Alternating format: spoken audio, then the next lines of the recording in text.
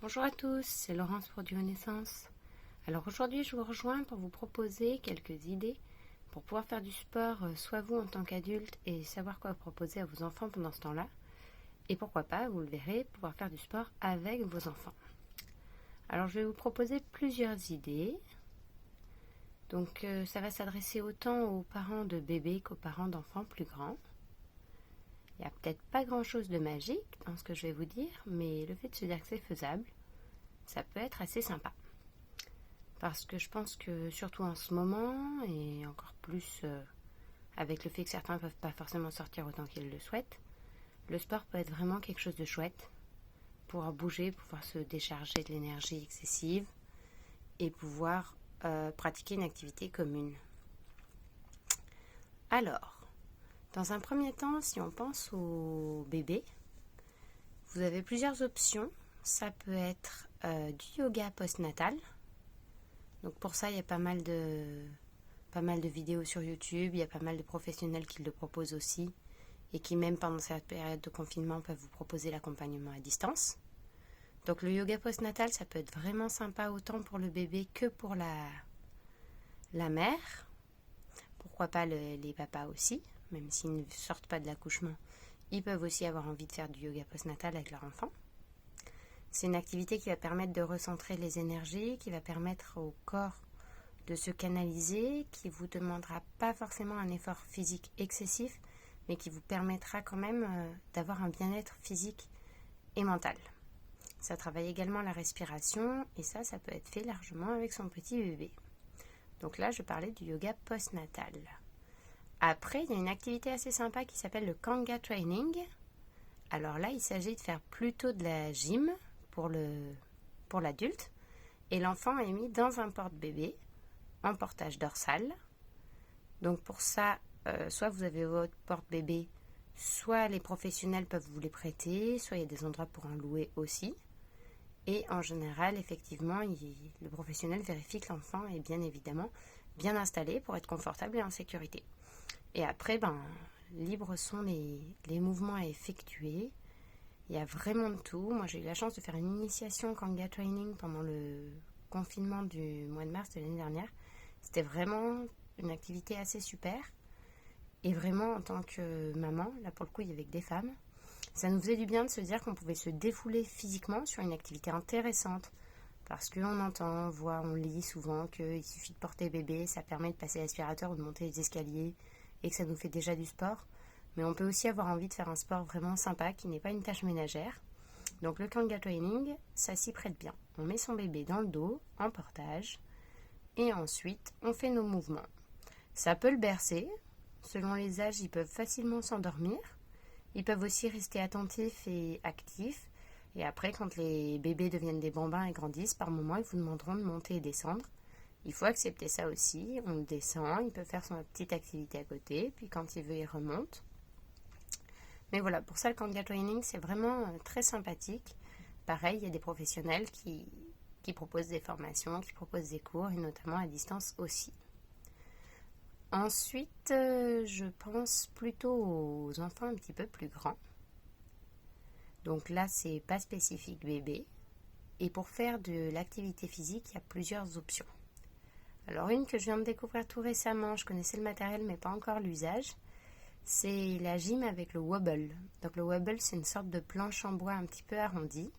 Et faire la gym là-dessus permet apparemment de travailler l'équilibre et les muscles, et j'ai envie de dire sûrement même plus qu'au sol, puisqu'il faut travailler ses positions et en plus son équilibre puisqu'on est sur une planche arrondie.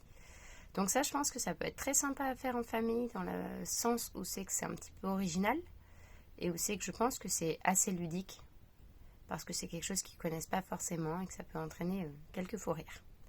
Voilà. Ensuite, quelque chose de plus accessible si on n'a pas de wobble à la maison, c'est la gym en famille.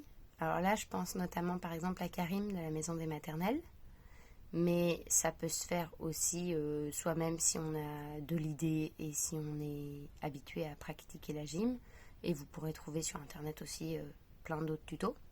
L'idée, c'est de pratiquer cette activité en famille. Donc en fait, vous vous mettez ensemble Et très souvent, les positions physiques peuvent être adaptées autant aux enfants qu'aux adultes, mais on va garder le côté ludique. On va imiter par exemple un animal, on va imiter par exemple, ça peut être un animal, ça peut être un métier. Voilà, l'idée c'est de se dire que pour l'enfant, il ne fait pas juste un mouvement parce qu'on fait travailler tel ou tel membre, mais c'est amusant parce qu'il est complètement dans la peau d'un animal ou d'un professionnel.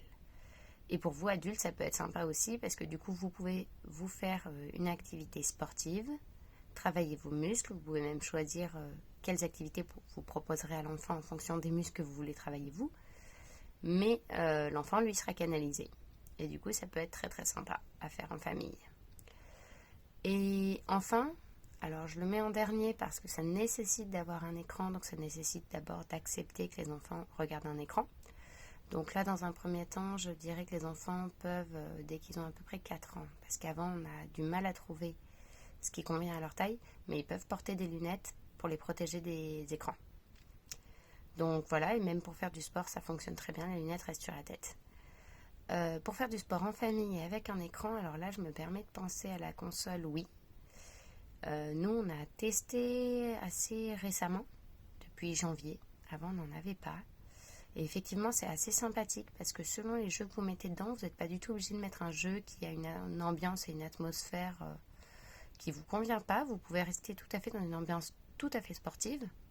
Vous savez qu'il n'y aura pas forcément de surstimuli à l'écran ni de surexcitation. Je pense notamment au Wii Fit, je pense aux jeux qui sont vraiment sportifs où on imite un sport. Ça peut permettre mentalement déjà de se dire qu'on s'évade un petit peu. D'autant plus pendant ce contexte de confinement où c'est pas forcément simple et agréable pour tout le monde de voir les mêmes murs autour de soi. Et ça peut permettre d'avoir une activité physique corporellement parlant. Donc ça, c'est assez bon pour le corps. Et enfin, ce que ça a de sympa, c'est que selon sur quel jeu vous êtes, selon comment vous organisez, ça peut vraiment se faire en famille. Donc c'est chacun son tour. Le logiciel prend en compte votre âge, votre poids pour adapter les exercices. Ça fait des petits défis. Et vraiment, ça, c'est assez sympathique. Après, libre à vous de vous dire que vous ne voulez pas que votre enfant fasse beaucoup d'écran et que ce soit que des sessions d'1 quart d'heure. Mais ça peut être, par exemple, 15 minutes dans une journée, tous les jours, ou un petit peu moins ou un petit peu plus. Peut-être pas tous les jours, mais une fois par semaine. Mais voilà, encore une fois, ça peut être un temps intéressant pour vous et vos enfants dans une pratique sportive où c'est qu'on réharmonise son énergie physique, mais également sa concentration, également qu'on travaille son souffle. Et en général, quand on a fait tout ça, on va tous mieux. Ça nous permet aussi derrière de mieux ressentir nos sensations corporelles, de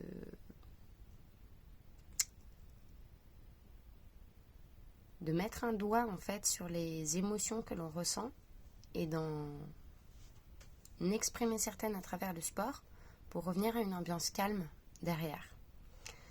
Après, j'en profite également pour vous dire que par rapport à cette histoire de console et d'écran, on peut être pour ou on peut être contre, tout se respecte, mais on peut aussi se donner un sas de liberté là, parce qu'en ce moment, on est sur un contexte sanitaire et social où on n'a pas choisi. On est peut-être dans un contexte qui est déstabilisant, où c'est que physiquement, autour de nous, il n'y a pas franchement grand-chose de ludique, et où c'est que nous, on a aussi besoin de notre concentration, on a besoin d'avoir un équilibre mental et physique. Et voilà, peut-être qu'en ce moment, avec ce contexte-là, vous allez accepter que votre enfant fasse un petit peu d'écran et vous aussi, pourquoi pas, parce qu'en plus, si c'est en famille, vous verrez que vous pourrez être concentré sur vos exercices et que les enfants, ça se trouve, les pratiqueront à leur manière, à côté, pas forcément comme dans l'écran, et ça se trouve, ne regarderont même pas l'écran. Donc j'ai envie de dire, dans ce contexte-là, ne vous forcez pas à vous placer la limite. Chez nous, c'est non aux écrans. Ou chez nous, c'est pas possible, je suis vraiment pas d'accord, il a qu'à rester tranquillou. Peut-être que là, en ce moment, vous pouvez accepter de vous faire cette expérience en fixant les limites dès le départ. Donc si pour vous, c'est pas entendable que c'est chouette, on a une console et on s'en sert autant qu'on veut, vous fixez la limite que ce sera qu'une demi-heure par semaine, par exemple. Comme ça, il n'y a pas de conflit, il n'y a pas de débordement émotionnel, il n'y a pas de débordement dans les propos, les négociations, mais vous pouvez vous donner cette fenêtre de liberté et de découverte. Voilà, donc je vous refais un petit point sur tout ce que je vous ai proposé. Donc je vous ai proposé pour les bébés le yoga postnatal, le Kanga training. Pour les plus grands, la gym en famille, donc avec ou sans support écran. Je voudrais proposer également le sport avec le wobble. Je vous ai également proposé d'avoir une activité avec un support d'écran, effectivement avec une console type Wii, et de vous organiser en famille. Et enfin, je voudrais aussi vous proposer le yoga pour les autres enfants, même si ce n'est pas des bébés, c'est tout à fait possible. Et alors là, il y a plusieurs supports qui peuvent être possibles.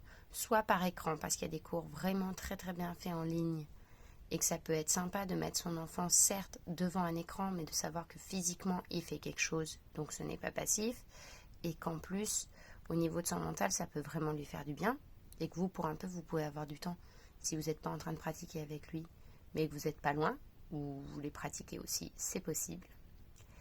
Et vous pouvez aussi vous dire que pour faire du yoga en famille, par exemple, il y a des livres type musicaux où c'est que l'enfant met son doigt juste sur une petite pastille, il y a une petite musique et il y a une proposition de posture de yoga. Donc voilà, c'est tout à fait possible d'accéder au sport en famille et même si on n'est pas forcément dehors. Je reviendrai vous voir pour d'autres idées, notamment des idées plus de sport et de pratique en extérieur. Je vous souhaite à tous une excellente journée et je vous dis à très bientôt. C'était Laurence pour Duo Naissance.